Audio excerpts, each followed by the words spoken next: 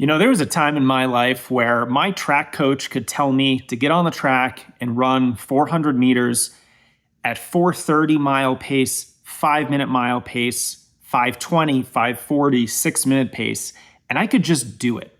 Or I could run a threshold workout and just be really consistent with every single one of my splits. In fact, look at this. This is an 8K tempo run that I did on the track at threshold, where I didn't look at any of my splits, and I was able to run all of each individual 400-meter segment between 80 and 82 seconds.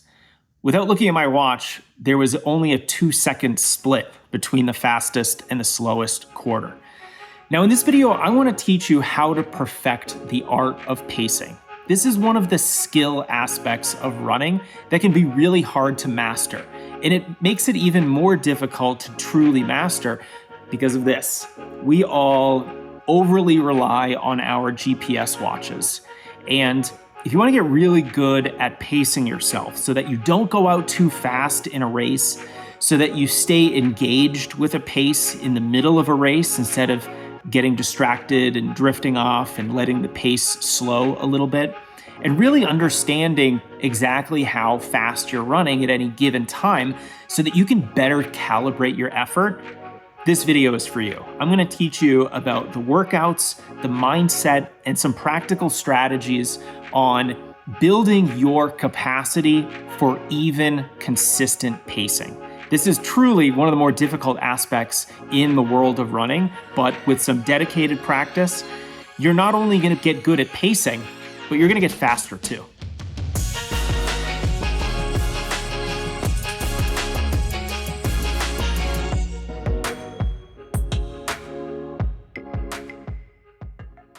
Okay, so let's first understand that pacing has to flow from the workouts that you're running. So if you want to get really good at pacing yourself and understanding what kind of a pace that you're running, first, you have to do workouts. You can't just do all easy runs and never do any kind of structured, faster workout. The other thing is that your easy pace really flows from your race performances and your workout performances. In other words, easy is sort of this effort, and it relies on a certain percentage of your maximum ability. A lot of coaches will talk about heart rate. Easy is typically 60 to 70, maybe 75% of your maximum heart rate. And your maximum heart rate, what you're able to do at those heart rates, corresponds to your performance in certain races. And that's why a lot of coaches will ask you for your race personal bests to calculate all your training paces. They're not going to ask you for your easy pace to calculate your training paces. They're going to ask for those races. So all your easy running first has to sort of be dictated by your race performances. And how that is relevant to the workout paces and getting good at pacing is the fact that if you can get good at pacing yourself in a workout, you're going to get good at pacing yourself in a race, and then easy run pacing is going to flow very naturally from that. So let's start with the workouts themselves.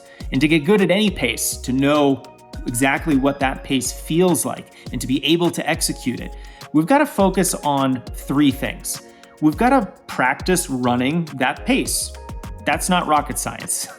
We need to actually practice the pace that we want to ingrain into ourselves. But that's not the whole picture. We also have to come at that pace from 2 other directions. We need to be pulling up from a faster pace, and we also need to be pushing that pace up from below, from a slower pace. So let's say you're trying to run a fast 5K. What does this look like in practice? Well, let's get out the little mini whiteboard here. And if your 5K goal pace is about 7 minutes a mile, first of all, congratulations, that's pretty speedy. But what we want to do is we want to do workouts. Yes, of course, practicing our 5K goal race pace, but we also want to be doing our support paces. And that's the big concept in this video, support paces. Paces that are around your goal pace that help you get better at executing that goal. So for the 5K, we want our mile race pace or our 10K race pace. I would also accept your 8K race pace. If you are, racing 8Ks and have a good PR for that a little bit offbeat distance. And so these support paces are going to help make your 5K goal race pace feel easier because you're working on your speed, you're working on your endurance, and of course you're working on that specific pace. And by coming at it from a variety of directions, you're going to just improve your fitness in a more comprehensive way, as well as learning those fine nuances between mile, 5K, and 10K race paces. Once you can really feel that, you'll be much better at executing it. I have upgraded my daily greens mix. You have to try how good Prevenex's gut and green superfoods mix is. It tastes way better than my last greens mix, and I'm so happy to have made the switch. Now, not just because it tastes better, but because it has twice the fiber, it has clinically proven ingredients that help with digestion and gut health, and it actually has fewer ingredients. And this is actually a good thing. My last greens mix had dozens and dozens of greens in it, but in such tiny quantities that you're not getting much out of it. I'd rather focus on quality over quantity. And like everything from Prevenex, they have clinically studied ingredients that are going to help with your GI system, your digestion. It's going to reduce inflammation and really help with your gut health. So thank you, Prevenex, for using clinically verified ingredients. You gotta check out their amazing apple flavor on Prevenex.com. And if you want 20% off, use code JASONGREENS. And by the way, for every order, Prevenex donates a bottle of multivitamins to kids in need. So thank you, Prevenex. Okay, now that we know our ability to pace ourselves is based on our ability to pace a workout, that's gonna help us in the races, which is gonna help us in those easy runs. It flows down from those structured, faster workouts. Once we know that, then we can really start structuring workouts to help us get good at these paces. So let's stick with our example hypothetical scenario of the runner who wants to get good at 5K pacing. They really want to lock in that 5K goal pace of 7 minutes a mile.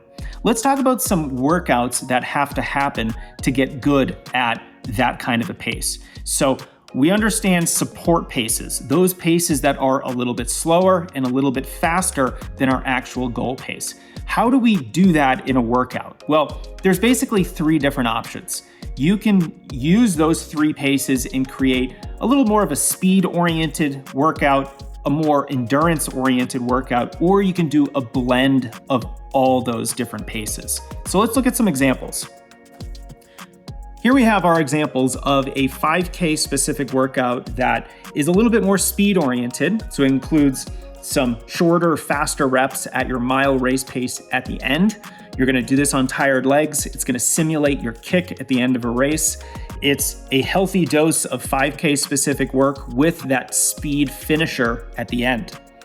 Here's an endurance-oriented workout where we're gonna start the workout with some longer reps at a slower pace, our 10K race pace. This acts as a little bit of a warm-up. Not quite, because it's still challenging, but it's preparing you for the more specific work at 5K race pace. The benefit here as well is you're getting some more endurance-oriented of a training stimulus with the 10K work, and then you're running 5K race pace on slightly fatigued legs. So you're simulating what it's gonna be like on race day when you hit mile 2, and you just wanna be done with that 5K because you're so tired. Running goal 5K race pace after some slower running is really gonna help you simulate that fatigue. Now, we can also do a blended type of workout where we do a little bit of everything. And what we do here is just what a lot of coaches might call a warm-up interval, a transition interval. It's basically a slower rep to start the workout, kind of further along that warm-up process. So that's what we're gonna do. We're gonna do a kilometer at 10K pace. We're gonna stick with this 4x800 meters at 5K race pace, and then we'll end with that 4x200 at mile pace as a finisher. And so you can see the variety of workouts that you can structure using this type of approach. And I kept things very basic for the 5K. You can do this for the 10K, the mile, the half marathon.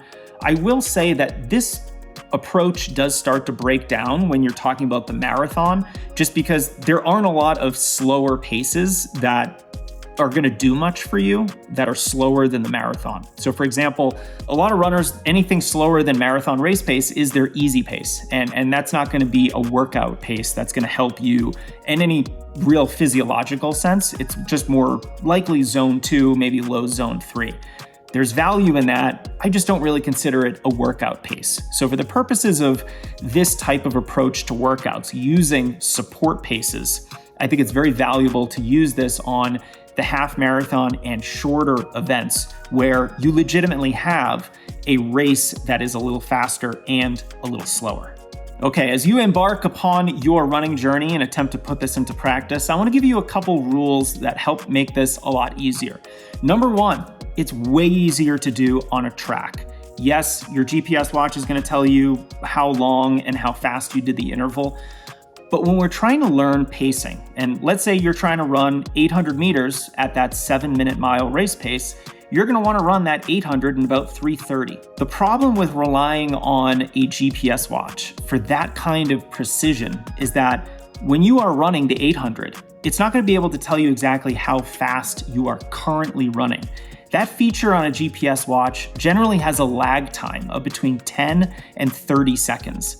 Now, you can see how if you're running a 200-meter repetition and you're relying on a GPS watch, and it takes you 30 seconds for the watch to truly register the pace that you're running, you're not going to know what pace you're running until the repetition is practically over. So a track and a stopwatch are basically the only two pieces of equipment you need to get really good at pacing. The GPS watch, not only is it not entirely accurate, and like I always like to say, the track never lies, but it's also not reliable immediately. It might tell you what you ran for a mile, but within that mile, if you're paying attention to your current pace, it might have all these fluctuations. Some of them might be legitimate. Some of them might just be because of signal interference. It might be because it's catching up to how fast you're actually running.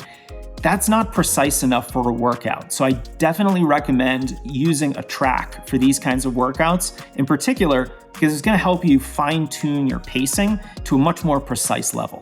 Let's also remember that this is not something that's going to start working for you in 1 or 2 months. This is a years-long project of getting to know you, your body, getting to know how your body responds to stress, how certain paces feel. And that's very subjective. It's very intuitive. And one of the best ways to get good at this is to do it on the track so that you have the most high integrity, objective metrics for your workouts, but you also get to meld that with how you're feeling. So you need both the subjective feeling, that rating of perceived exertion, how did this just generally feel? And then you get to actually put the metrics behind it. Okay, well, that 800 was 325 and the one before it was 330.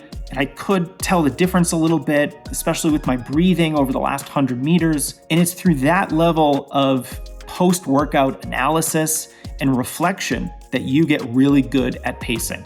But let's use a track. Let's remember that it takes years. And let's remember to layer our subjective feeling of the effort on top of those metrics.